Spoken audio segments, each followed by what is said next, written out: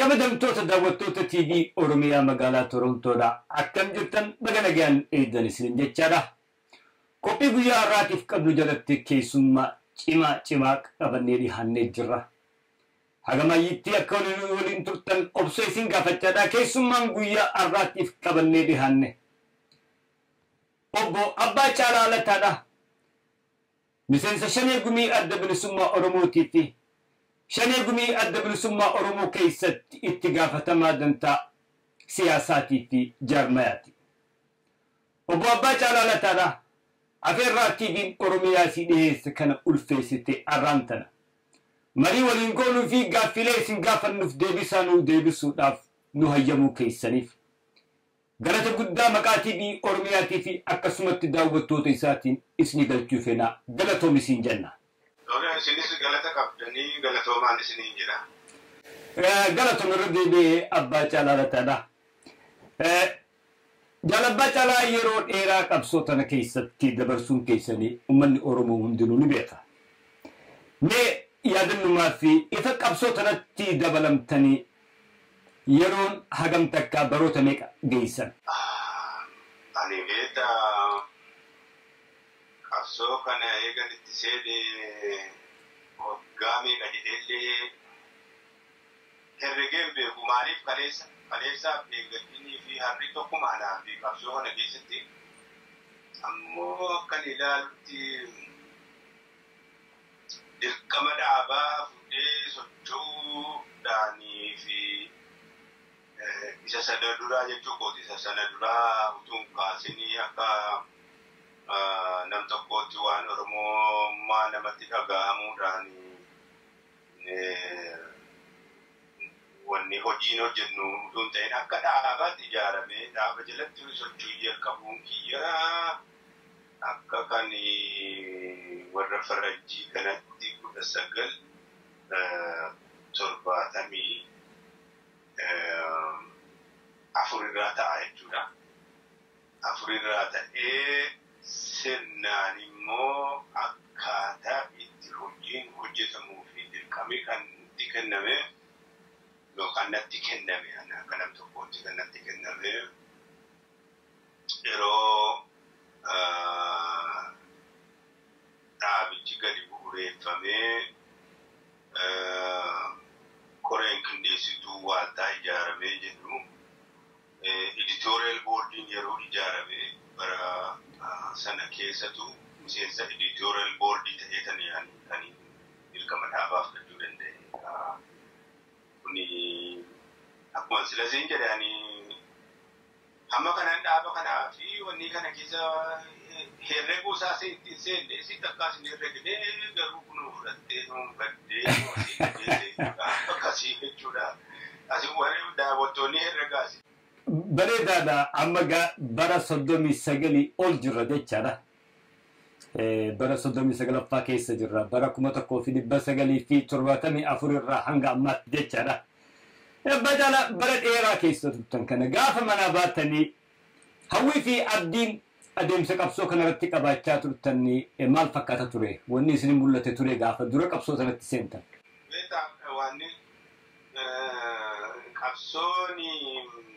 Qabsoon sabaa kan bilisummaa uummataa tokkootiif godhan beektaa guyyuma tokko akka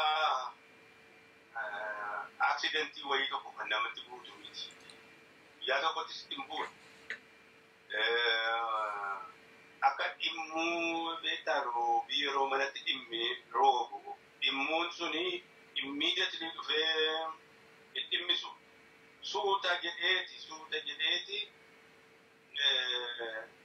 eega kuusee booddeedhatu dhimmisuu jalqaba. Qabsoo bilisummaa keessattis aluma tokkoon nama fudhatee hin ka'u. Yeroo qaba. Anam akka kiyyatti yoo ilaale waan Oromootiif yaadu Oromummaadhaa fi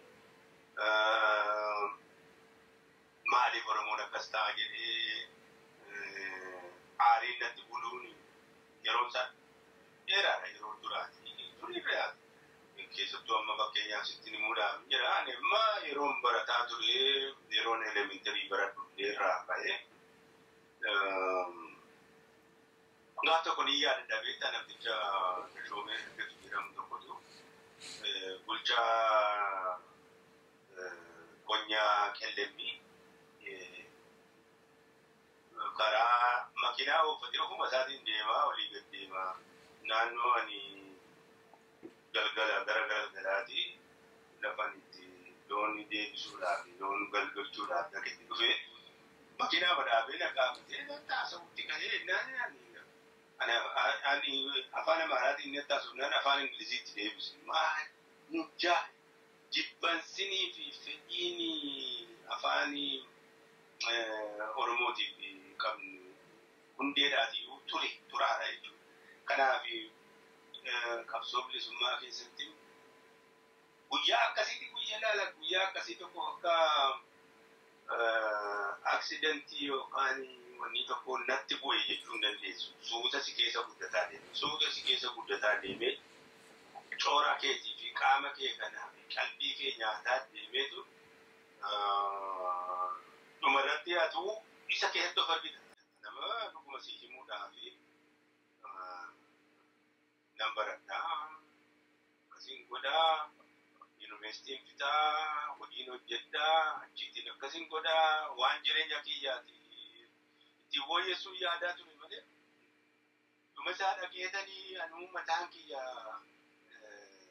daba bil summa da kafso go to ko ke satini kale ta jitti jire ki ya darba jire ya de ana alat tujira woye da fika jira بيسا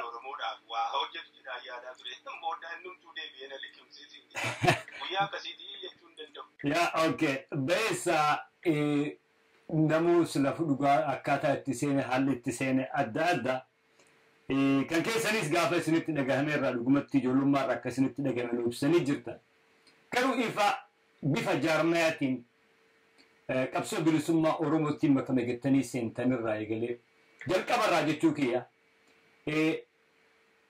odoo jiruu biyya keessatti oromiyaan ni bilisoomteettanii abdii qabaachaa turtanii. Ilaa beektaa oromiyaan kun yeroo inni akka koodiitti haasa'amu malee akka kanatti akka irraa kanatti haasa'amu hin turre. Garuu Oromoon cunqursaa isa keessatti jala jiru kana keessaa bahuu qaba. Biyya isaa keessatti abbaa biyyaa ta'uu qaba. Ofii isaatii dubbachuu qabaan kuni warri naftanyaa waan abbootii keenyaa fi wanni ragaan kun dhumachuu qaba kan jedhu inni bu'uura kan irraa kaa'an jechuudha. Amma haala kanaaf bu'uurannaa godhu warra abbootiin keenya yeroo waan bakka nyaannu goote gaangee nutti kennitee safartee mudhii hiita nutti kennitee daakuu itti daaknee dallaa itti ijaarree ashkarii taanee ilaa kana keessaa bahuun isa duraati kan jedhu amma waan amma sophisticationii amma dhufee oromiyaan bilisoomuu qabaa oromiyaan independent ta'uu qabaa miti dubbiin dura miidhaan oromoo irra ga'e kun dhumachuu qabaa kan jedhudha kan mataa keenya keessatti isa kanatu booda siyaasaa wajjin yeroo bilchini siyaasaa dhufu biyyoota adda addaa irraa waan deemaa ture yeroo ilaaltu dhufa malee guyyaa tokkotti hin dhufne waan oromiyaan guyyuma tokkotti oromiyaan biyya independent biyya ofiisaatiin bulchuu kan jedhu suni yeroo keessa deemsa keessa dhufe inni sadarkaa duraatti garuu cunqursaan Oromoo dhaabbachuu qabaa dhumachuu qabaadha kan nu kakaases nu deemsises xiiqii kan nu qabsiises jireenya keenya kan dhiibnee uummati guddaan akkamitti xiqqaadha beeta yeroo warra waggaa 40 dura kitaaba barbaadeetu laayibireerii seenne indeksii keessa dhanneetu lafa gaallaa jedhu barbaadee ilaala. Fireezii tokko lama argina. Ishee kanarraa har'aa kan kunuunsi kan keessa dabaree dhufee jechaa godhameerraati. Jechuun guyyaa amma waan gaaffii keetiif yeroon inni jedhu wanti kuni suuta guddataa kan dhufedha malee guyyuma tokkotti akkasitti yeroo nuyi ittiyuu maal abbaa isheeti amaarri kuni nu hojjete nus gondariin dandee gaaftu caqaqnee bulchina afaan jennee haasaa ture jira yeroo machuuritiin siyaasaa bilchinni siyaasaa hin turre har'a keessa dabarree ilaallee cunqursaadhaan bakka buusuun hin danda'amu. Cunqursaa dhabamsiisuudhaaf bilisummaadhaan kan jedhu nageenyi malee. Bareedaadha.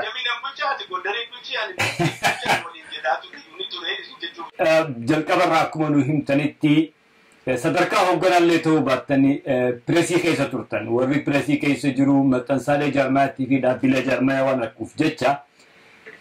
Adeemsi qabsoodhaa kun gara bilisummaa Oromiyaatti luuca'uu kan eegale yoom yaadattani?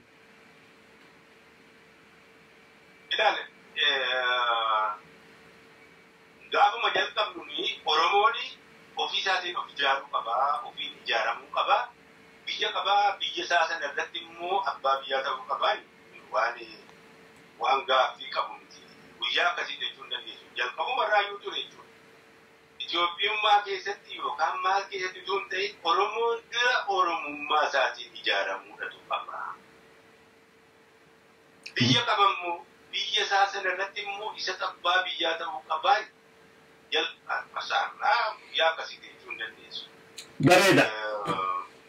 Jalqabuma irraatii kan tureen Oromummaa irratti ijaaramuu qabna. Biyya qabna, biyyi keenya Oromiyaadha.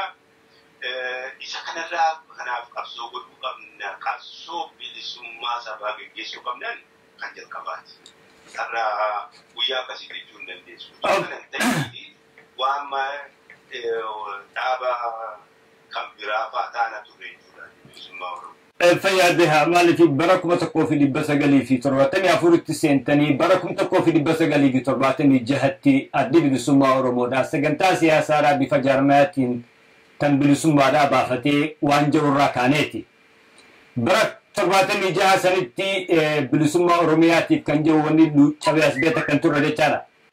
Lakki sagantaan siyaasaa adda bilisummaa Oromoo jalqabuma gaafa lafa kaa'amtu kan inni kaa'etu jira.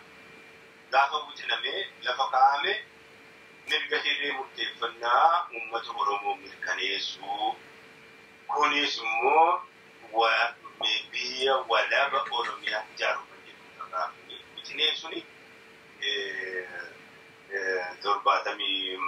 74tti kaa'ame 76tti ragga'ee sagantaa siyaasaa adda bilisummaa Oromoo ta'e. Yeroo sana iyyuu diskeshanii ture jechuuf hin jedhama. Yeroo sana iyyuu kan irratti haasawaa ture malee guyyaa tokkotti miti.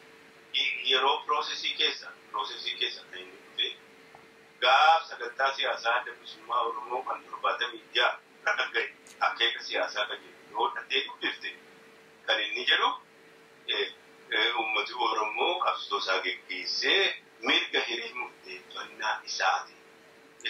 Warraaqsa dimokiraatii New Democratic Revolution sana deemsifneetu Oromiyaa walabummaa murteeffannaa uummata Oromooti. Walaba Oromiyaa walaba taate ijaaruudha jedhama. Bareeda itti baroota dheeraa keessa dabarsan kana keessatti abbaa caalaadhaan guyyaan itti gammaddan jira. Guyyaan adeemsa qabsoo takkaafuu injifannoo irratti isin gammaddan jira. Gaddaa fi gammachuu wajjinaa deemti. Lamaanuu. Yeroo ati gadditee wanti sitti dukkanaawee addunyaan kun dhuftee ilaala hamma adda reetii sitti taatutti jira. Yeroo ati immoo si bal'attee ilaala addunyaan kun daangaa dhabdee samiidhaa hamma samiitti deemtutu jira. Hunda caalaa kan na gammachiise garuu ani yoon fudhee jedhu uummata Oromootti dhukkuba keenya dabarsinee dhukkubi kun maali? Dhukkuba ati Oromoodha. Oromoodhammaa keetii dura ofummaa keetii dura boonii mirga keetii falmadhu jennee ilal walgahiilee bara chaartaraa yeroo gabaabduu sana keessatti uummatatti yeroo dhallee haasofne dhukkuba keenya uummatatti dabarsine uummatis nu dhaggeeffatee nurraa fudhatee ittiin deeme caalaa kan na gammachiise jiru. Afaan Oromoo du'a irraatii hambifnee afaan barreeffamaa, afaan barnootaa, afaan hojii, afaan mana murtii ta'uusaa caalaa. Oromiyaa daangaan see dhokattee turte kan hin beekamne Oromiyaan akka xiqqaattus hir'attus maal isa taatu Oromiyaan daangaan see beekamtee kaa'amu caalaa kan na gammachiise kan na gammachiisu. Kunis egaa beektaa waan hedduu keessa darbameeti gaddaaf gammachuu wal cinaa deemtii guyyaa itti immoo baatee dhumattees jedhamee yaaddoo guddaa keessa seenamee sinni ture. Isa kana guddaa keessa dabarree garuu obsaan murannoodhaan jecha kana beektan baay'ee itti qoota. Obsaan murannoon garuu qabsoo keessa si tursa. Obsaan murannoodhaan kana ga'uutu baay'ee hundaa caalaa na gammachiisa. Bareedaadha. Egaa itti gadditanoo dhugumatti. Gaddi. Gaaffii itti gadde hedduudha. Hedduudha. Tokko nuraatu hixanime. Gaaffii gaddee si beektaa xiiqii sitti qabatte karaa dhihaa qabsoo hidhannoo jalqabna jennee waan kanatti seennee mana sana keessaa beektaa har'a yeroo haasa'anii namatti salphaan fakkaata garuu akkaan haalaan ulfaataa keessa dabarree gaafa sagalee tokko kan nama 14 qabuun biyyatti bobbaanee kun 81 naannoo Diseembar keessa bakka lamatti wal qoonnee gartuu tokko anatu hoogganaa gartuu tokko immoo Jaaldaawud hoogganaa adda baanee gartuun tokko dhaqee balaa summii sanatti yeroo buufatee dhuman jedhu guyyaa lafti natti dukkanoofti keessaa tokko sana baay'ee haalaan ulfaataadha. Nama waliin itti dadhabdee, waliin leenjifamtee, waliin bobbaatee ni yaadadha. Guyyaa gaafa dirqama walii kennine adda babaanu bakka bobbaa sana irratti nyaati keenya beektaa yeroo sana gaafate. Daabuudha kana marqatteetu. Inni galaasu isuma godhataa. Isa dhumaa gaafa sana addaan baanu jaalawwan warri gam tokko deemu 8 anna biratti kanaaf ani immoo dirqama kan biraa fudhee kanaaf nama 6 marqaa kana fuunee afaan ol keenya beektaa. Inni kuni sitti natti dhaga'ama guddaa gaafa jaallan akkasitti kufanii jedhanii guyyaa lafti natti dukkanoofte keessaa tokko sana garuu qabsoonii kufaatii jaalawwaniitiin kun ta'in cichuudhaan fi gumaa baasuudhaan kan jedhuudhaan illee bakka isaan irraa kufan sana humna hamma birgeedaatti fudhachuudhaan itti gammannee jechuudha. Tasumii san namoonni tokko illee beekanii uummata bal'aa dhageessisuudhaa fi haalli summiidhaa sana akka inni isinirra gahuu danda'e. Suni yooma sana haasa'e dheeraadha bal'aadha.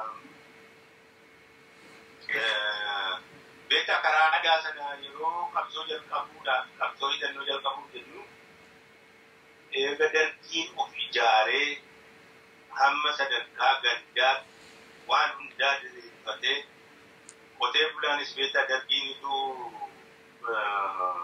lafa nuu kenne jedhee mirqaansa keessa yeroo inni jiru yeroo basaasisaa ganda hundaa keessa jiru haala sana keessatti dabalee immoo yeroo itti uummati keenya waa'ee oromummaa isaatii hin beekne keessatti qabsoo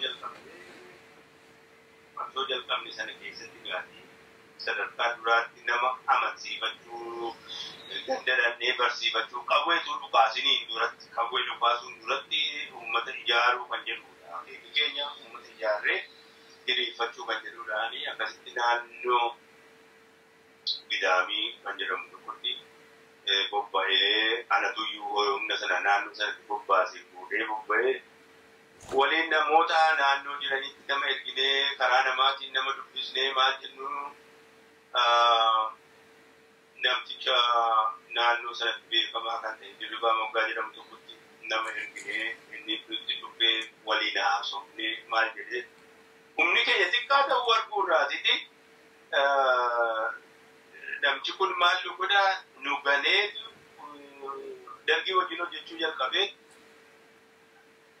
akka tasaa ture ani humna sana fuudhee deebi'ee bobba'uun ture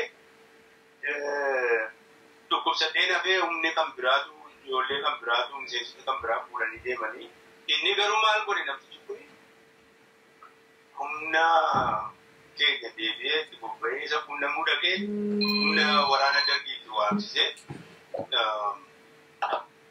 rukuchiisuuf yaalee garuu akka inni saganteeffate ta'uu dadhabe kuni maalitti nu geesse jechuudha lakki akka kanatti deemuu hin dandeenyu warra akkasii kanarratti harkaan fudhachuu qabna kan jedhu murtii dhageenye murtii kanaanis maal goone humna keenya karaa adda addaa humna xixiqqaadhaan dhaqee uummata dammaqsu dhiifne walitti qabnee humna tokkoon dandee warra akkasii adabuu qabna.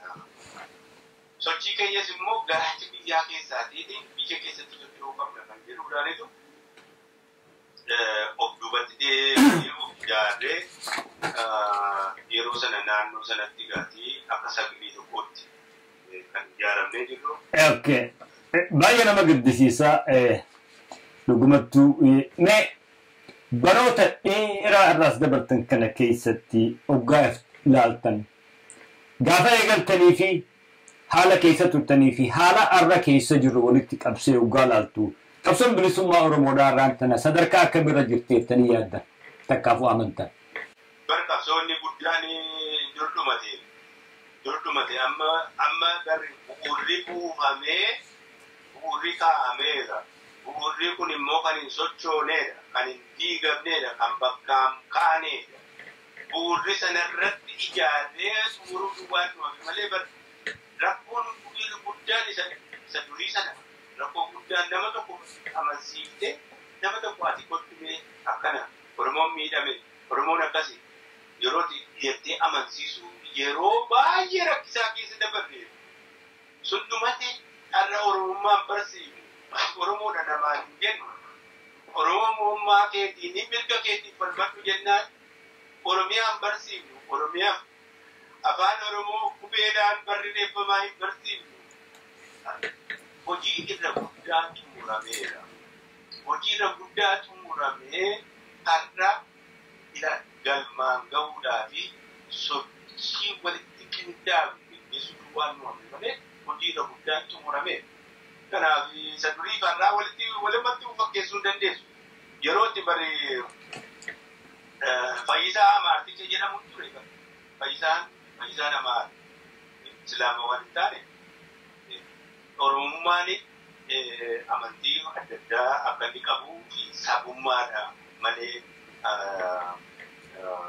amantii akka hin ta'in yookaan loqoda akka hin ta'in sana yeroo inni baay'ee rakkisaa ture keessa dabarree har'as keenya kanaaf baay'ee guddaa tarkaanfateera qabsoon kun bakka yeroo jalqabaa turrerraa har'a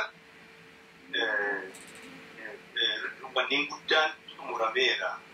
Fiixa baasuudhaa fi galmaan gahuu duwwaadhaan maqaan namaa. Bareeda abbaa caalaa akka gaariitti nu ibsitanii garuu namoonni caalaan keessaafuu ala kanaa fi biyya keessattis bifa addaatti ilaala. Injifannoo hagaarraa argamee fi guddinaa fi jabina hangaarraa argame kan ija addaatti ilaala. Gareen namaa jaarmoonni qabsoo bilisummaa luboota eegalan arraan tana bilisa bahanii bilisa bahuu bira dabarsanii nullee bituu eegalanii nu kan isaan dura eegalle arraan tan ammoo bakka sadarkaa dur turarraa gad deebinee jirraa ilaalcha jiru akkamiin ilaaltannee isin jabina kanatti illee ammallee hiiktani. Ilaan kun Gaaffii beektaa namooti fayyadayyeen akkasumas itti gaafatanii gaarii qabsoon kun waa bahee akkamii keessa darbee as gahe.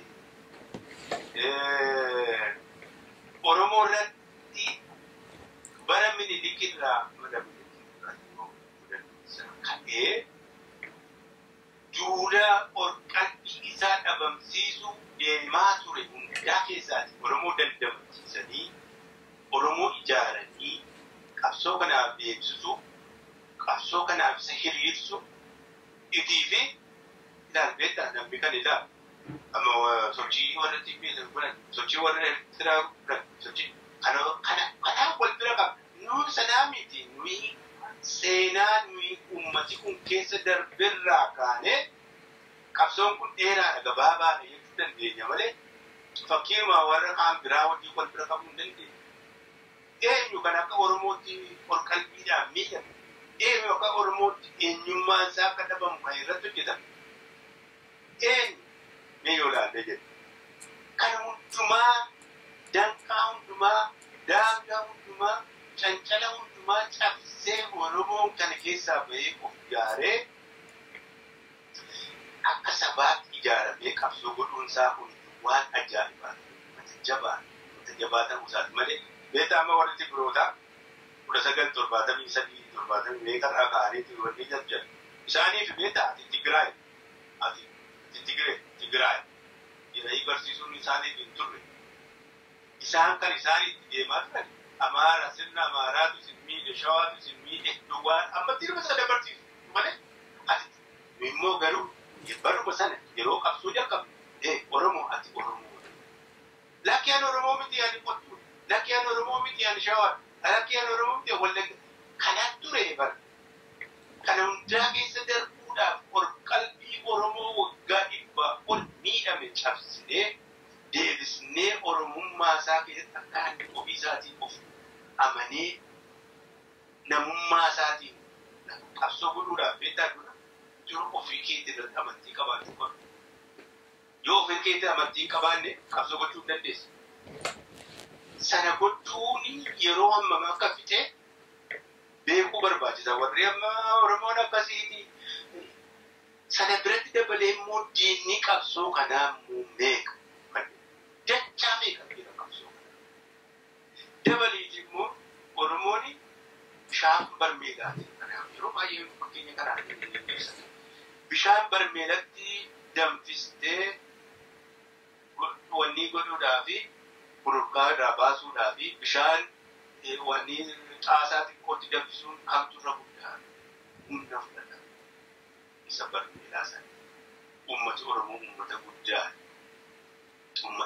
kan bira geessee dammaqsitee hiriirsitee qabsoo isaatiif jijjiiruun yeroodhaan humna guddaadhaan wareegama guddaa akka gaafatu ni beekuu barbaachisa malee qabsoon kun ni dheeratee qabsoon kun akkas ta'e jechuun waami. Warri akkas jedhan kunoo hammamti akkamii akka qabsoon gabaabbatuu fi waa godhanii of kennaniiru jireenya isaanii dabarsanii itti kennaniiru qabeenya isaanii dabarsanii kennaniiru beekumsa isaanii dabarsanii kennaniiru moo akkasumaan moggaa dhaabbatanii beektaa akkanumaan durii akkuma siin jedhee duraa sana na alatti jira adda bilisummaa Oromoo kan jedhamu moo elleefu kan jedhamu na alatti jira baay'ee salphaadha akkatti gaafa si keessa garuu ana adda bilisummaa Oromoo gaafa hedduu garuu sibiilaatis waan maal godhaa jira jettee moggaa malee qabsoo kana dheeratee duwwaadhaan wayyakuun kun hin ta'u. Deebisaa bareedaadhaa dhugumatti fair enough. Jalqabarraa akka tuunetti yeroo qabsoo sanatti dabalamtanii waa'ee bilisummaadhaa fi walabummaatti hoggaa kaafnu yaadni kun adeemsa keessatti luuccawaa dhufee yaada jedhu nu kallitan. Haala irra dabarre faffaca'iinsaa fi wallola keessaafuu bara 2000 as keessa dabarre kana keessatti wanni uummanni irra guddaan haasawaa jiru kan booda kanaas dirree bahaa dhufe jalqabumarraahuu hogganoota adda bilisummaa Oromoo keessatti yaada lamaatu ture. Warra dimokiraasii Itoophiyaa jedhuu fi bilisummaa jedhuutu kanaatu jarmaa kana diiginsaa fi faca'iinsaan asiin gahee jedha. yaadni kun yoo jiraate yoom beekame hundeen diigmaa kana ittanii amantanii himee nu ibsitanii. Ani kan irra dhaabbatee dubbachuu danda'u sagantaa siyaasaa adda bilisummaa Oromoo. Sagantaan siyaasaa adda bilisummaa Oromoo 1976 argate. 1989 kan booddee immoo 1998 ilaali. Wanni deemaa ture kan jedhu kun namni akka nama tokkotti jechuu danda'a. Garuu akka dhaabaatti sagantaan miidha dhaabbannee deemaa turre inni maal godhaa turre hojjetaa turre waan nama jechuudha jedhama. Diskeshinii jiraachuu danda'a, yaadii jiraachuu danda'a. Garuu suni hora irratti yoo dhiyaatee qorrii waan jedhamu malee isa kana immoo akka excuse-itti fudhachuu hin qabu. Dhaabi tokko jireenya qaba, sochii qaba, maal qaba jechuudhaa fi isa keessatti yaadii kan maddee yaadii haaraa, yaadii wayyaa qaba jedhamu yoo madda deebi kan irratti diskas ta'u, lakkii hin ta'u, falammiin kan irratti deebi jiraate ta'e dhaabi sun du'aadhaa jechuudha. Yaadii akkasii yoo ka'ee jiraate iyyuu ajaa'iba naatti hin ta'u. Maaliif hamma sagantaa dhaqee jijjiiree yaadisuun waliin godhanitti diskeshinii jiraachuu ni danda'a. Diskeshinii sana irratti nuti deebii nuyi hammam efficient taanee hammam jennee hammam walii ijaarree hammam walii ajjajamnee hammam wal jala deemnee qabsoo kana geggeessinee hin jirtu malee yaada adda addaa jira.